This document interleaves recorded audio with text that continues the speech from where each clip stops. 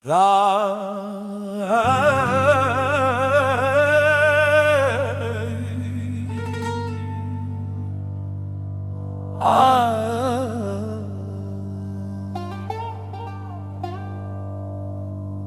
ji çiyayên bilindim ji haşa Kurdistanê me, hem zarokên verdine ji kevne şopî hatine,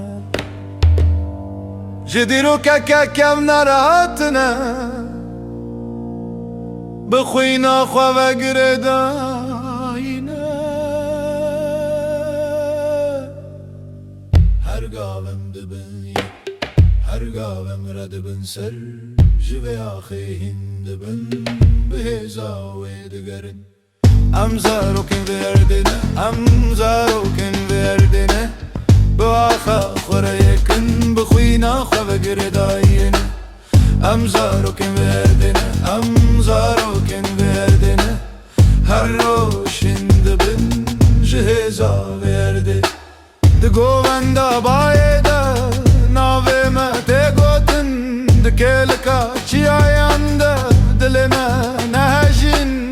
Gulê nav çeman dixwin, navê me di nav wan de maye, ev verci me re male, em ji wê re dengin. Her gavem dibin yek, her gavem re dibin ser, ji vê axê hîn dibin bi hêza wê digerin. Em zarokên verdine, em zarokên verdine, bi axa xwe re yekin, bi xwîna xwe vegire dayîne.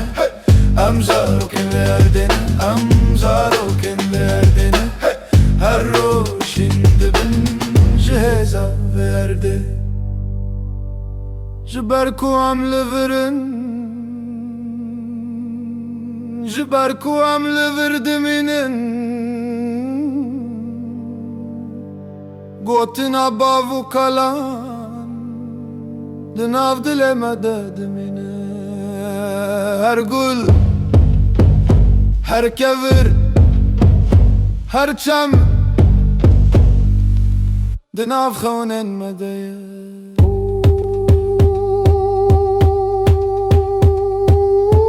Em bi vê axê re heta daw yekin.